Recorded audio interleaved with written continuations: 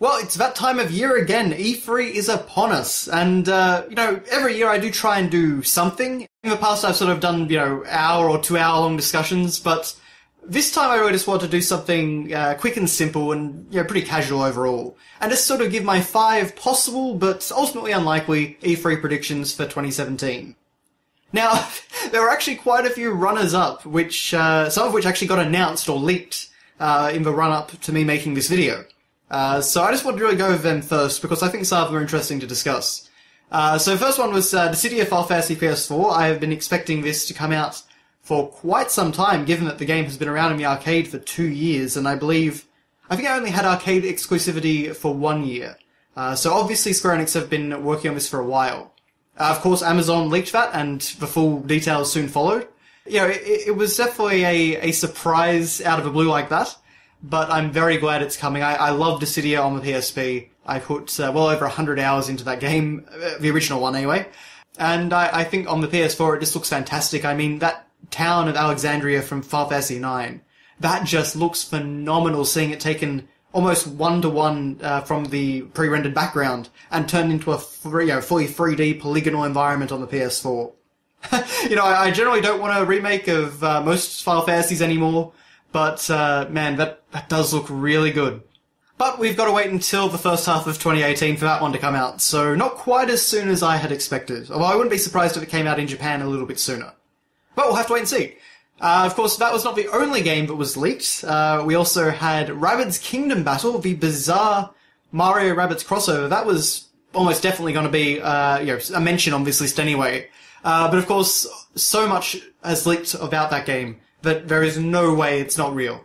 So, that will be an interesting reveal. I'm really not sure how I feel about it. I don't intrinsically hate it, but I also really dislike the roads. So, we'll see. I mean, the fact that it is apparently a turn-based RPG, I mean, I'll take any turn-based RPG on a console that I can get nowadays.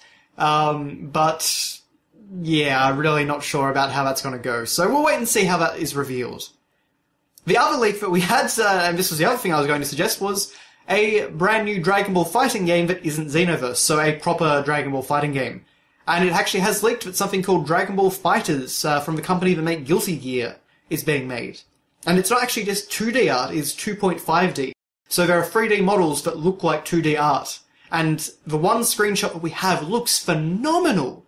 The fact that this is on the PS4, Xbox One, and PC, this has gotten me incredibly excited. We haven't got a trailer yet, so I imagine we'll get that at E3. This was a definite leak because the press release did say June 12th, rather than, I think it was the 9th that it came out.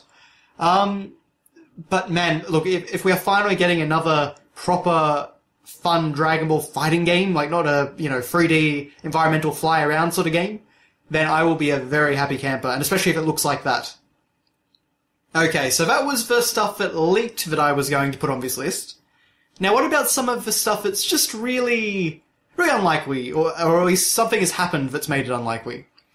So the Pokemon Direct happened the other day, and I was so confident that we were going to get a Pokemon Switch announcement, and they even actually started it, as many people have commented, by saying, they jumped right into talking about Nintendo Switch, and they said, and finally, here is the first Pokemon game for Nintendo Switch. And of course it was a Pokken Tournament port, which I must admit I have expected for a while, and I think that is, an intelligent move.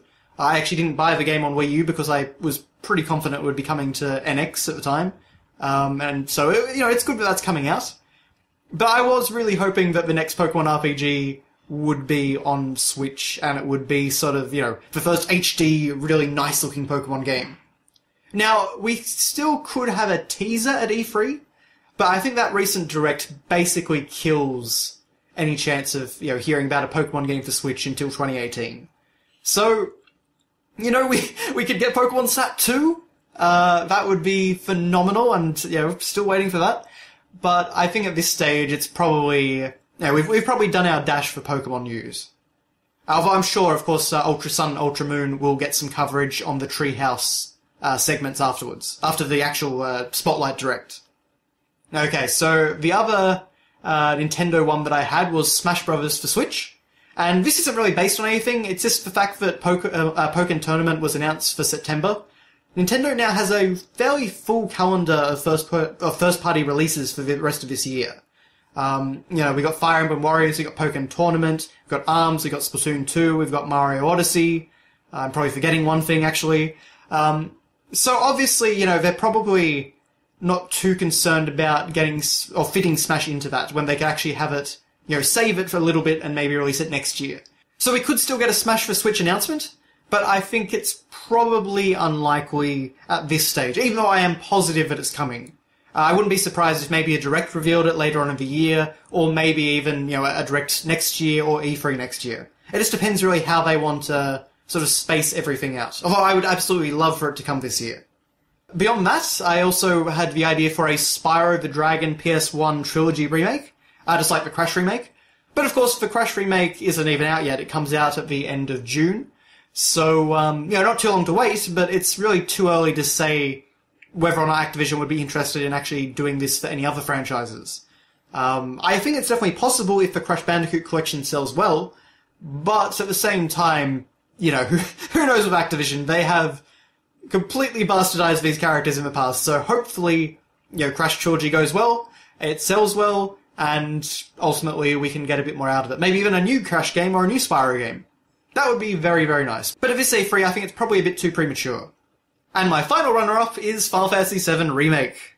So I thought that we might have gotten a trailer and maybe a bit more of an idea of, when this game was coming, how the episodic format was going to work, things like that, because when we saw it at PSX, not last year, but the end of the year before, it looked like it was going pretty well. Production was going well, the game looked very playable, like it was much more polished than you would have expected. However, the recent news that, Kingdom Hearts 3 and Final Fantasy VII Remake are coming within the next 3 years, we think. And the fact that they're only now hiring staff for internal development and moving away from CyberConnect 2 for Square Enix, that all has me very concerned, and I've got a very bad feeling about the production of this game.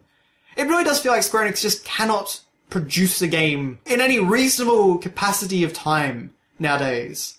I really don't understand why they're so terrible at managing the production of their games, but anyway, we may still get a trailer. Like last year, they actually said that Final Fantasy VII Remake wouldn't be at E3, whereas this year they haven't. So, maybe we'll get to see a bit more. Maybe we'll get a confirmation, the first episode's coming in 2018, but I really don't know, and I've given up really trying to predict. So, hopefully we'll see something, but even if we do, it probably won't be coming for a really obnoxiously long time. Okay, but anyway, let us now get on to our 5 possible, but unlikely, E3 predictions for 2017. Now, unlikely really is just a quantifier. I do think that all of these things are possible, and some are probably a little bit more possible than others. But on the whole, it's things that we just really don't know about. So that's really why I tried to focus on here. I of course, tried to focus on things that are interesting, particularly to me. Red Dead Redemption 2 actually would have been on here, but given that it got pushed back, I'm really not sure if they're going to be there or not anymore. And even if they are, of course, we've still got a while to wait before the game comes out. So, hopefully we'll see that. But anyway, let's get on with the actual 5 main predictions. Prediction 1. A new Metroid game. I have predicted this for the last, I think maybe 5 years, and been wrong every time. This is the year. I am confident in saying that there is a Metroid game in production. Whether we'll see it or not is another question, but I definitely think it is it's the right time, it's the right project to show. I think it's a hardcore title that has quite a bit of appeal within sort of that larger gaming audience. I think it actually shows off the power of the system quite well. I mean, Metroid Prime 3 and even Metroid Prime 1 and 2 still look fantastic even to this day. And they were on much weaker hardware. So, I definitely think it would be an appropriate game to tease for 2018 on the Switch. Even if they don't really show much, or they don't really give us much of an idea of anything, I do think it would be really nice to see a Metroid game, and I think it would only benefit for Switch to do that. Now, of course, there are lots of questions around a new Metroid. Would it be 2D? Would it be 3D? Would it be a different style? Would it be sort of like Other M? Probably not. Personally, I would like another Prime game, but I also recognise that it has been quite some time since the last 2D style Metroid game. And, it is really hard to say which way Nintendo would go. Personally, I like the idea of a Prime game just because, or rather a first-person game, I should say, just because of the sort of spectacle and the visual prowess that, a system like the Switch could bring to it. I also just like sort of the deeper level of interaction with the environment, I suppose you could say. But at the same time, I would love a 2D Metroid. I mean, regardless of whatever style it takes, I really just want to see Metroid 5. I want to see a game that takes place after Fusion. Because that has been a cliffhanger now for a really, really long time. I mean, it must have been 12 years, 14 years, 15 years even? Actually, it must be 15 years, yeah. So I would really like to see a continuation of that. I love the idea that Samus is now on the run from the Galactic Federation.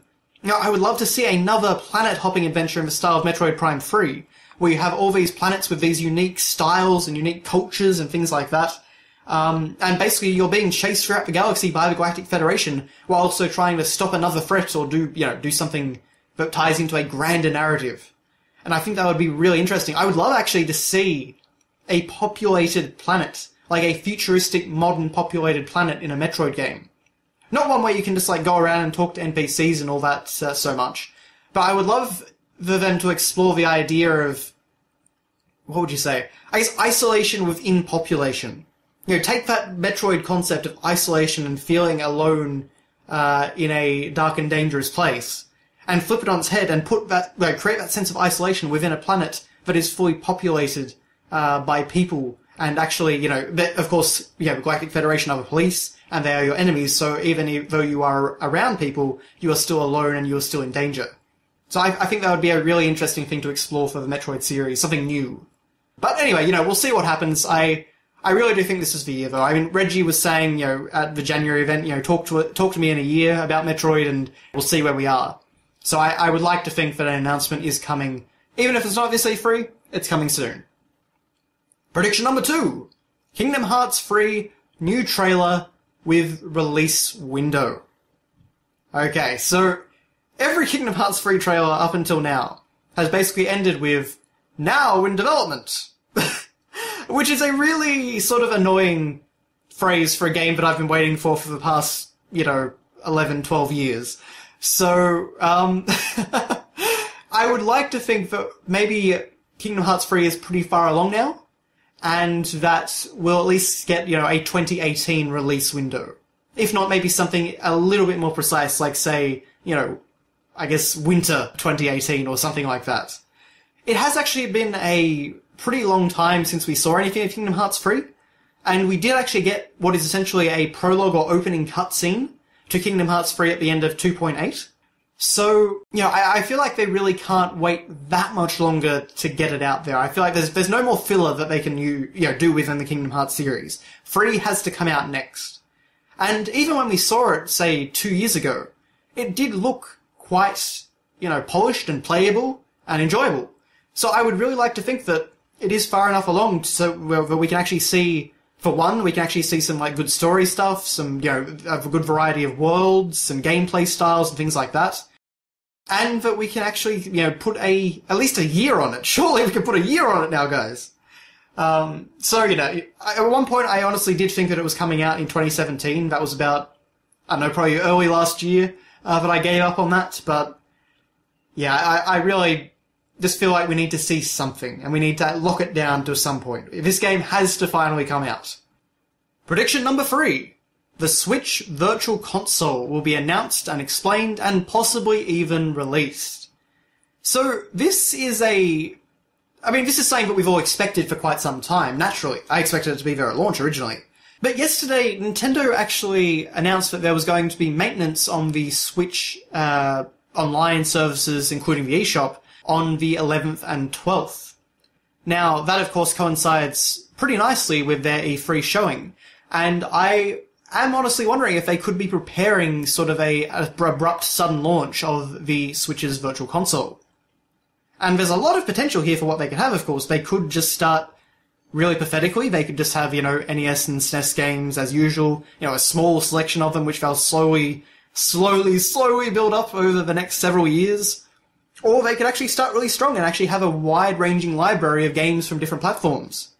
What I am Well, there's two things that I would really like, but are also unlikely. So one thing I would really like is for it to come with GBA support, and for it to launch with Mother 3. Because I feel like that's about the biggest Virtual Console game they could announce. And would be a really fantastic game to launch with, because it is a fully featured, very fleshed out RPG. So it is actually quite a meaty game for the Virtual Console to launch with, and a game that most people, of course, haven't played. However, we all know that Nintendo of America are not very keen on Mother 3. So, I mean, at this point, really, who knows? I was very confident in it last year, but nowadays, who knows? But my other hope for the Virtual Console is that we will get GameCube support. Specifically for games like Fire Emblem Path of Radiance, Kirby Air Ride, certain things that have become a bit more obscure and a bit more expensive in recent years. I think that would be very nice. Even if they don't do it for every game, like I could see them maybe wanting to digitally re-release Wind Waker HD or something like that on the Switch, so they wouldn't put Wind Waker up on the GameCube Virtual Console. But some of the more obscure and more expensive games I think would be a real godsend to, people really want to go back and play some of these games. Beyond that, I would really like to see a much improved interface and better emulation, like the NES Classic Edition. There were rumours that the same company that basically did all the interface work and emulation work for the NES Classic Edition is actually working on the Virtual Console for Switch. So I think that would be something very nice, especially if Nintendo are expecting everyone to repurchase all their Virtual Console games for a third time. So we'll see. I mean, it's definitely coming, and I think E3 would be a nice time to bring it up. But whether or not it's something that's coming in the immediate future, or if it's something that they're going to drag out, even till 2018 until their online service comes up, we'll have to wait and see. But there is certainly a lot of potential for the Switch's Virtual Console. Prediction number 4, and this is a maybe slightly more safe one. Dragon Quest XI is coming west, and maybe even sooner than we think. So Dragon Quest XI is actually coming out very shortly in Japan. It is a fully fledged 3D grand RPG for both the PlayStation 4 and the 3DS. There are two different versions of the game. It's also supposed to be coming to Switch, but we're still not really sure about the timing or the exact details of that version. This is a game that I really am confident will come to the West. I mean, Square Enix have been sort of difficult when it comes to bringing Dragon Quest games to the West in the past. To be fair, due to low sales in many cases. But I think Dragon Quest XI is a really big gun coming to two very popular platforms that could really catch a lot of people's eyes and get people really into the Dragon Quest series. I think 7 and 8 sold reasonably well on the 3DS, so I would like to think that, Dragon Quest XI is a shoo-in. But of course, no one said anything still, so all we can really do is hope. But this is a game that I'm tremendously excited for, and I'm really, really hoping it will come to the West. And actually, on that note, I would love to see an announcement for the Seiken Densetsu collection, which is, of course, the Secret of Mana games. That is a really, really nice collection that just came out in Japan, and, it would be wonderful if we got a version of that in the West, even if it was a very limited release. I just really, the box art was so nice, and, it came with all the games in a really nicely emulated way, and it was just a great package for collectors. So I would definitely love to see that, especially if it came with a fully translated version of Seiken Densetsu 3, because that game is fantastic. But finally, my fifth and final possible but unlikely E3 2017 prediction, I went a bit more crazy with this one. A Star Wars lightsaber-based VR game. This would just be really, really cool. So of course we know that there are several Star Wars games in production. There's Battlefront 2, there's Visceral's game, there's Motive's game, I think it's Motive. There's a lot of stuff that EA could really show off in conjunction with Star Wars. But I think one of the things that, really is missing from the VR landscape is a Star Wars lightsaber game. Like, that just seems like a no-brainer idea to me. That is more than anything what I would love to play in VR.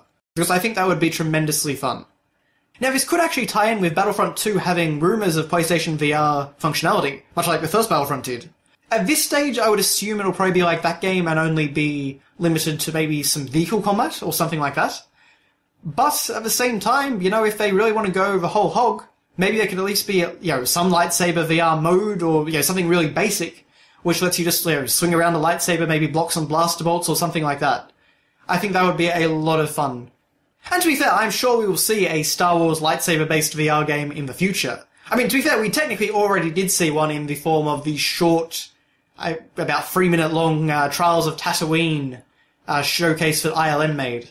And, you couldn't really do much with a lightsaber in that game from what I understand, but at the same time, it certainly was the foundation for something. So it would be great to see that just finally come into fruition, because there are just so many possibilities when it comes to Star Wars, really in any format, but particularly I think in VR, there's a lot of great possibilities there. But that is my 5 possible but unlikely E3 predictions for 2017. So we'll see how it all goes. We'll see if I got any of these right. Hopefully at least 1 or 2. But as always, thank you guys very much for watching. I hope you all enjoy the conference, and I'll see you next time.